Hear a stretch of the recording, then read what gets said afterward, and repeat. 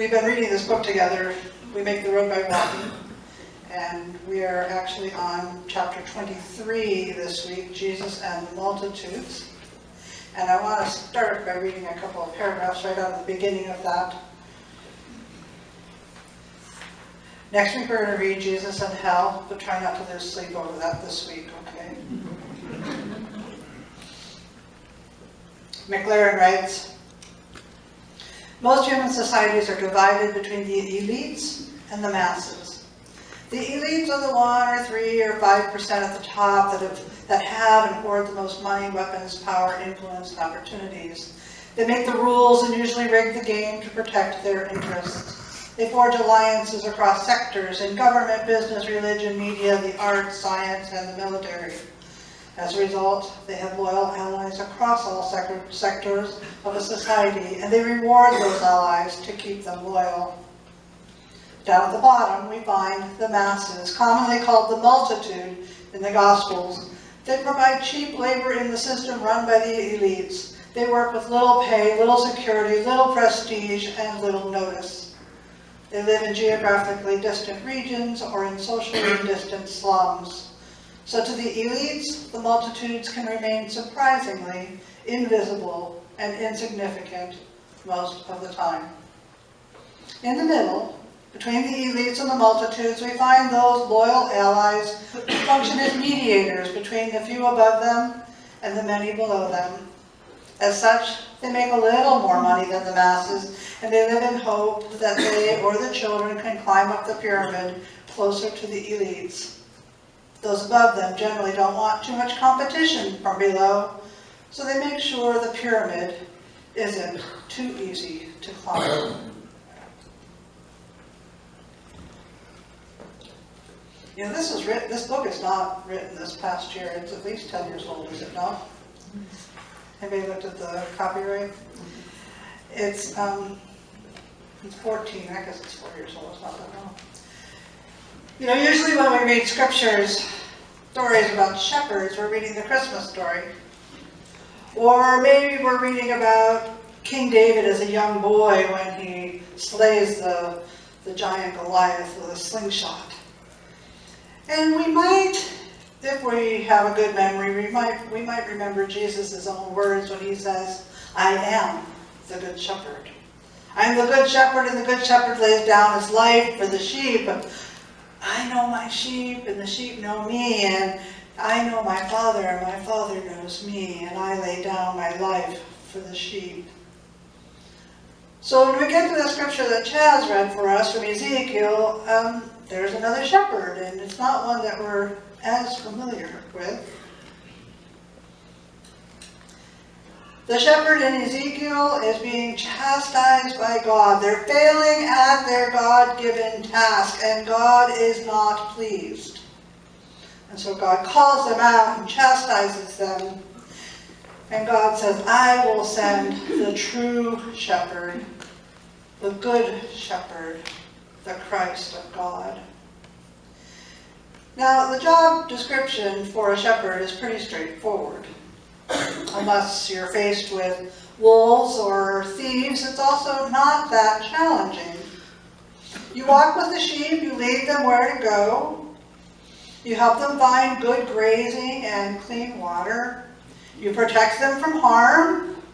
You provide healing medicines and treatments when something ails them. And when one goes astray, you go and look for them and you bring them back to the fold. Most days the pace is leisurely, there's plenty of time to daydream, to make music, to chat with others. There are really very few reasons not to do one's job, which is one thing, care for the sheep. Now for God, the rulers, the kings, the governors, and anyone in leadership positions, they were to be shepherds of the sheep. Shepherds of the flock of Israel, shepherds of the people in God's flock. Now flocks are assets. They're highly valued by their owner. They're assets to be cultivated and grown and carefully husbanded so that all are well and so that more can be produced. The reward for those who take care of the flocks are the milk and the wool and and the meat.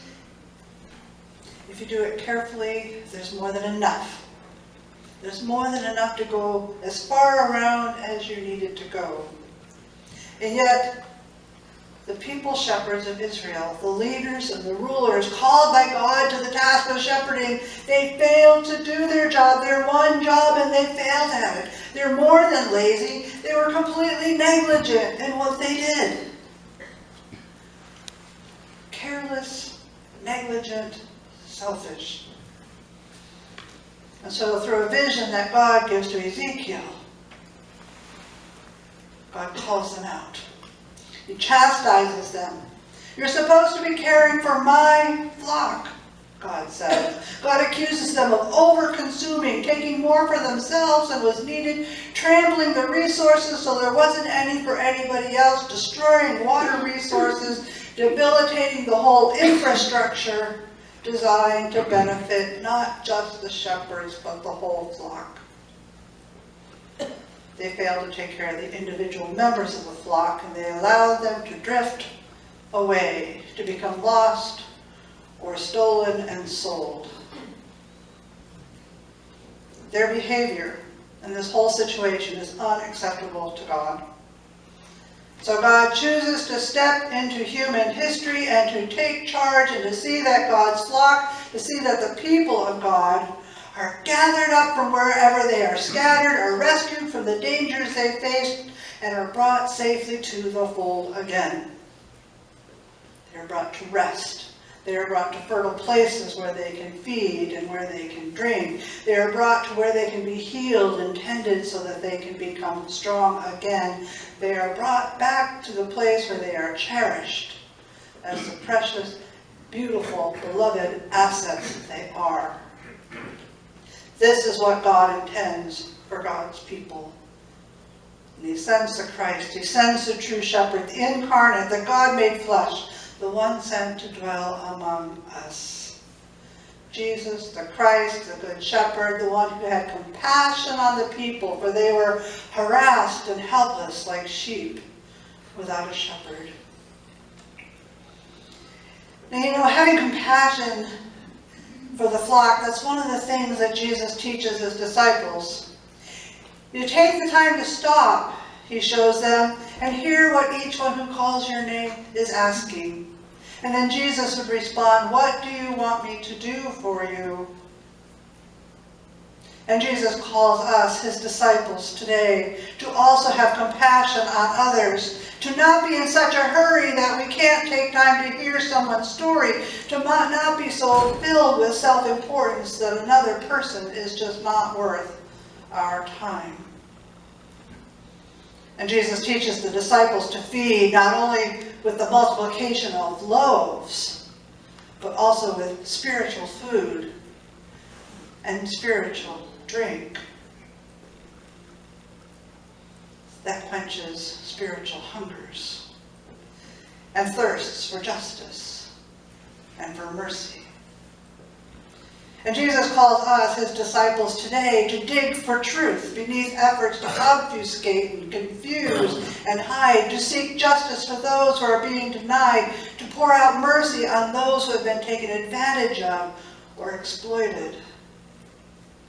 And Jesus teaches his disciples to heal, to provide healing for those who are tormented by troubles they cannot resolve, to provide healing for those who are crippled by circumstances outside of their control, to provide healing for those who have suffered without relief.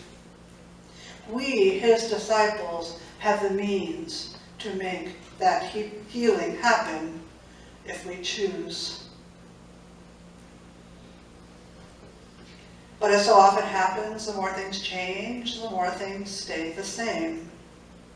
In the 600 years between Ezekiel and the arrival of the Christ, not much did change. At the time Ezekiel was prophesying and receiving these visions, the people of Israel were already in Babylon. They were already in exile. Already the city of Jerusalem had been destroyed. Already the temple was destroyed. Already the people had lost their land and their temple and their independence and their freedom. And yet Ezekiel, along with prophesying God's displeasure with them, he will also prophesy a word of hope, a vision of God for the future. And indeed, King Cyrus will send the people back to their holy land, and King Cyrus will help them to rebuild. Nevertheless, they will be vulnerable.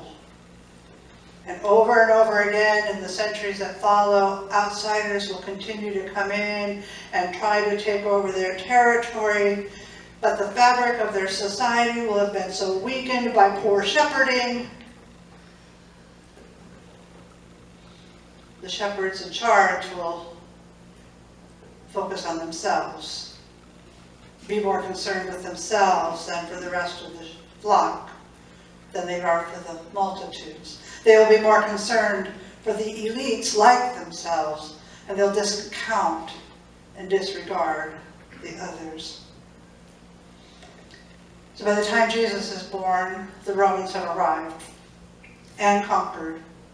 So now those precious elites, they're only elites because the Romans let them be elites in their own small sphere, and their power is limited to the spheres of religious life.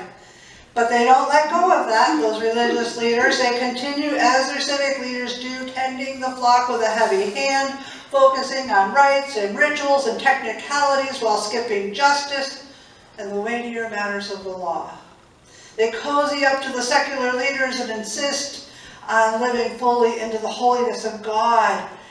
Sort of, not really. That holiness of God. Part of the holiness of God is to recognize that every member of the flock is precious to God. Every human being is to be treated carefully and cherished and precious. Every sheep belongs to God's flock, and Jesus the Christ will search out every one of the multitudes. Jesus will search out and bring home. Every person in this room, every person on the streets of this city, every individual we encounter at the grocery store or the doctor's office or all the places we work and the social places we go, Jesus will seek them out. Every person, everyone who is fleeing from a violent spouse, whether on the street where you live or across the national borders to our south. Every person, everyone who is fleeing violence in their homes, whether the homes are in Kitsap County or in the streets of Chicago or Aleppo. Every person, everyone who is in need of shelter, where the tornado struck, where the fires rage, where the floodwaters rise, where the mud slides, where the cold moves in and stays. Every one of those Jesus will seek. And Jesus did not ask for tickets or for passports or for paperwork or proof. Jesus says, let them come. Let them come to me. The children, the young and old, innocent, unsophisticated, those without resources to take care of themselves, those who are dependent on others for food and shelter and safety, let them come to me. And Jesus asked, what do you want me to do for you?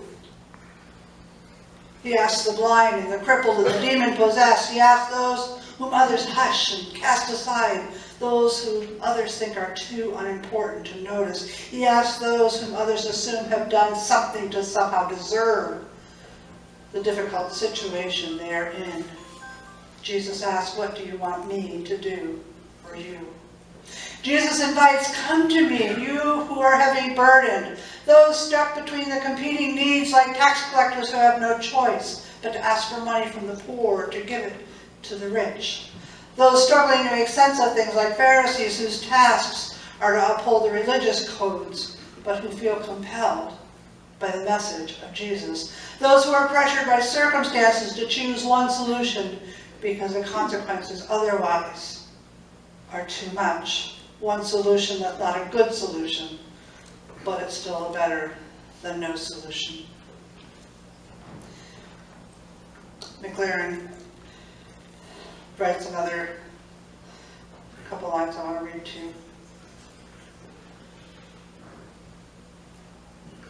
There are always multitudes at the bottom, being marginalized, scapegoated, shunned, ignored, or forgotten by the elites at the top. And there are always those in the middle, torn between the two.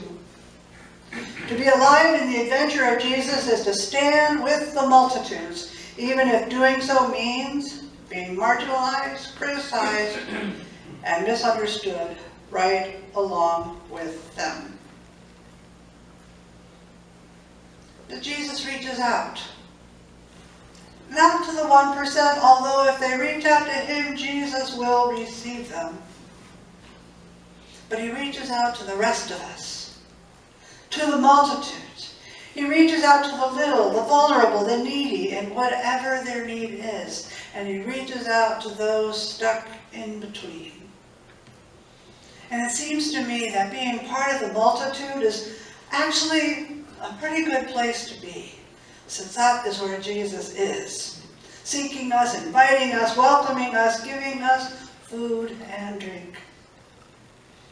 Jesus reaches out to you, to me, to you and I who are part of the multitude of his flock, to you and I who are also shepherds with Jesus, doing the work of Jesus, with Jesus, for Jesus.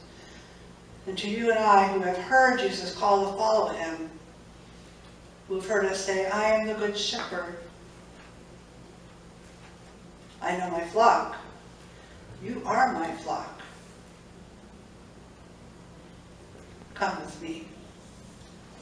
Let us give thanks to God for the true gift of the Christ who is the shepherd, who is offered to us without price for our unfolding place in God's flock and our place at the table.